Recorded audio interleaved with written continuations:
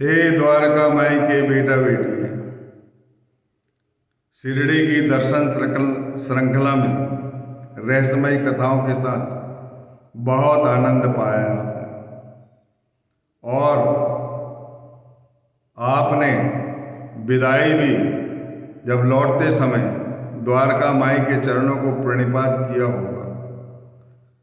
विदाई करते समय द्वारका माई से मिलना बहुत ज़रूरी है और उनसे ये कहना ज़रूरी है कि हम जा रहे हैं और हे माता हमारे हृदय में विराजमान होकर चलें और हमारे ही साथ रहें और हमारी रक्षा करें।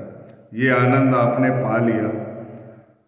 आपके हृदय की इस खुशी का मैं वर्णन नहीं कर सकता। अब हम 13वें अध्याय कह रहे हैं 22वें अध्याय में प्रवेश कर रहे हैं। मैं सबका इस प्रवेश द्वार पर आपका स्वागत करता हूँ और आपके चरण वंदना करता हूँ। बाबा की इन प्रेममयी कथाओं को प्रेम पूर्वक सुनो। पूरे साईं चरित्र में बाबा ने इंसानियत का पाठ पढ़ाया है और मानवता का संदेश दिया है और सद्गुरु और शिष्य के बीच के प्रेम को उद्घाटित किया है। हम अब 22वें अध्याय में प्रवेश कर रहे हैं। गोविंदराव रघुनाथ दाभोलकर उर्फ हेमांडपंत जो हमारे निर्देशक हैं, जिन्होंने ये अमृतमयी कथा लिखी है, उनको भी प्रणाम करते हैं और कथा का शुभारंभ करते हैं। हेमांडपंत कहते हैं कि सद्गुरु से जो प्रेम करना है उसका वर्णन वो अपने हृदय में जो प्रेरणा आई है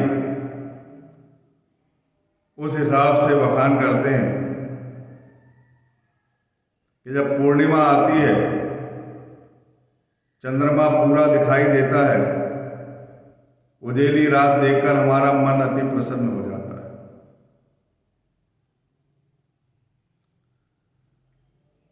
और उसके बाद चंद्रकलाएं घटने लगती है, धीरे धीरे घटती जाती है और 15 दिन में 14वां दिन जैसे ही समाप्त होता है,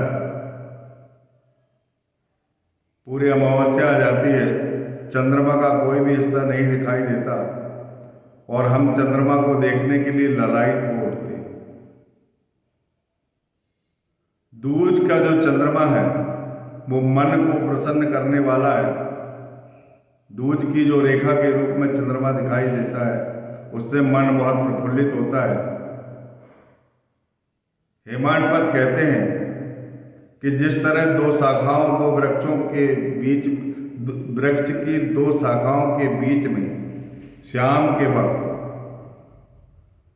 हम दूज के चंद्रमा को निहारते और हमारा मन प्रफुल्लित होने लगता है, ठीक उसी प्रकार साईनाथ महाराज ने बाएं घुटने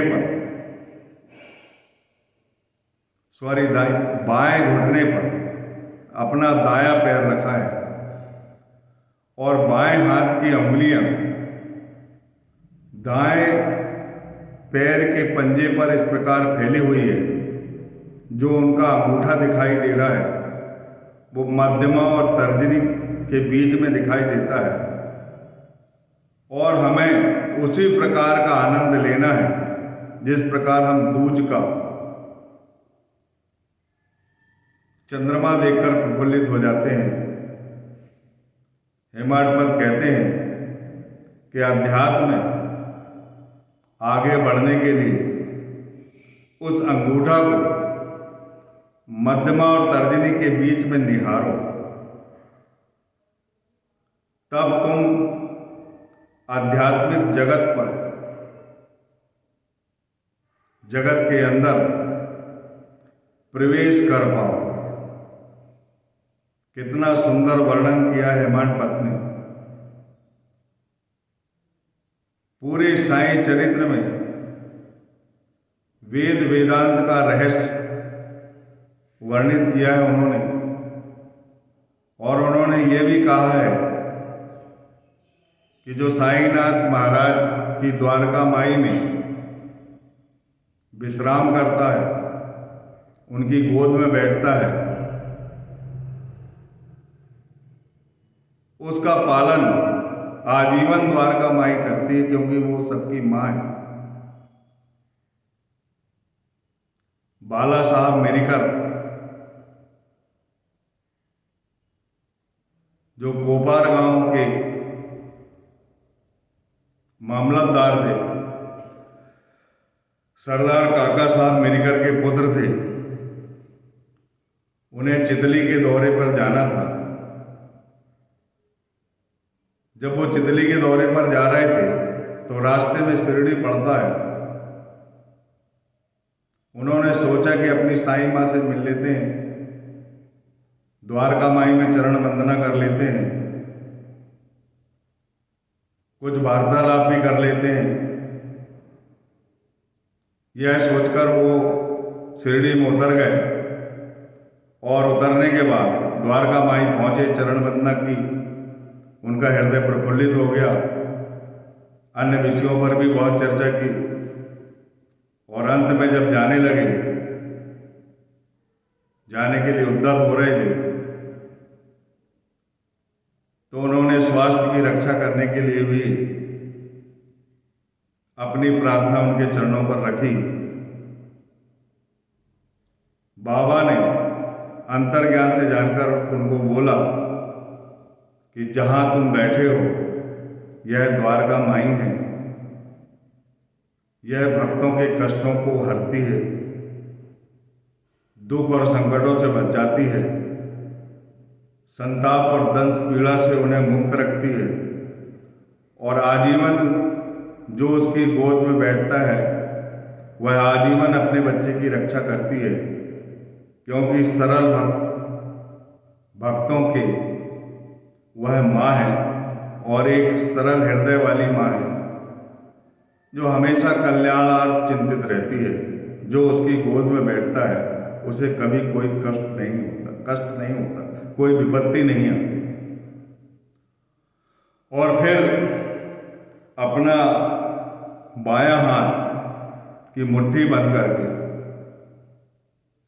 दाहिने हाथ की कोहनी उस पर रखकर और ऐसा हिलाते हुए उन्होंने बताया कि यह अति भयंकर है, पर तुम जाओ, चिंता मत करो, द्वारका माई जो है सब कष्टों से मुक्त रखती है, तुम्हें कोई संकट नहीं आएगा और जो होना है वो होकर रहेगा।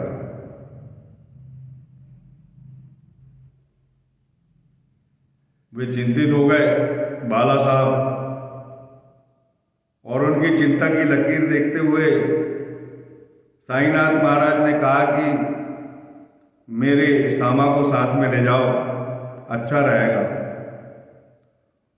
उन्होंने सामा ने उनसे बोला कि मैं साथ में चलने के लिए तैयार हूँ, पर उनके कान में बोला कि रास्ता बहुत कठिन है, परेशानी मोल मत लो, अनावश्यक कष्ट मत उठाओ, मैं घूम आऊंगा। फिर बाबा ने बोले, हालांकि बाबा को ये बात सुनाई नहीं दी, उन्होंने बोले कि कोई भी बात को बहुत सोच समझकर कार्य करना चाहिए। यदि अकेले जाना चाहते तो अकेले जाएं, जो होना है होकर रहेगा, लेकिन सरल हृदय की जो माँ है द्वारका माई, वह अपने बच्चों का पालन करेगी। पर उनकी चिंता की लकीर बाला साहब की नहीं हटी। उनने बोले सामा से चलो भाई तुम भी चलो, और पहुंच जाते हैं चितली। पहले मैंने ये कथाएं बताया था जब मैं क्रम में नहीं था, लेकिन आपके प्रेम और आपकी कृपा देखकर साई चरित को मैंने क्रमबद्ध कर दिया। अब मैं इस कथाओं को की पुनरावृत्ति जरूर कर रहा हूँ, लेकिन करना आवश्यक था, क्योंकि आगे की कथा में जाने के लिए पिछली कथा पढ़ना बहुत जरूरी है। चितली पहुँच जाते हैं 9 बजे, वो समाचार पत्र पढ़ते रहते हैं। उनकी धोती का एक हिस्सा इधर गिरा रहता है, थोड़ा सा अंधेरा रहता है कमरे में। पीछे तरफ धोती का जो हिस्सा है वो ज़मीन पर पड़ा रहता है, उस पर एक सांप बैठा रहता है साफान उठाकर। बाला साहब घबरा जाते हैं। लोग उधर से लालटेन ले आते हैं, थोड़ा प्रकाश हो जाता है। सांप सांप करके कहने लगते हैं। इनका हृदय फड़फड़ा जाता है लेकिन कुछ नहीं कर पाते और इनके पेट के ऊपर से ही सांप निकल जाता है। तब उनको अपनी साईं माँ की याद आती है कि बाबा ने जो कुछ भी कहा है, कितने दयालु हैं, कितने करुणामयी हैं, कितने ममतामयी हैं, जो मेरे भविष्य को जानकर ये बता दिया और सामा को भी साथ में भेज दिया और मुट्ठी पर हाथ रख के भी बता दिया। धन्य है बाबा की करुणा और धन्य है उनका बच्चों पर स्नेह। ऐसी माता को मैं कोटि कोटि प्रणाम करता हूँ और द्वारका माई मस्जिद की जय जयकार करता हूँ, जिन्होंने मेरे प्राण की रक्षा की। और उनके अश्रुपात होते हैं और वो अपने आंसुओं को पोंछकर हमेशा हमेशा के लिए साईनाथ महाराज और द्वारका माई के ऋणी हो जाते हैं और हमेशा कहने लगते हैं, द्वारका माई सबकी पालनहार है, सबकी तारनहार है। जो उसकी गोद में बैठता है उसका कभी कोई भी उस पर संकट नहीं आ सकता, चाहे कुछ भी हो जाए, वह उनकी रक्षा करके रहती है। जैसे माँ अपने बच्चों का पालन करती है, ठीक उसी तरह द्वारका माई अपनी माँ की भी माँ है, वह सबकी पालन करता है। हे द्वारका माई, आपको कोटि कोटि वंदन है, कोटि कोटि प्रणाम है। बोलिए सच्चिदानंद सद्गुरु साईनाथ महाराज की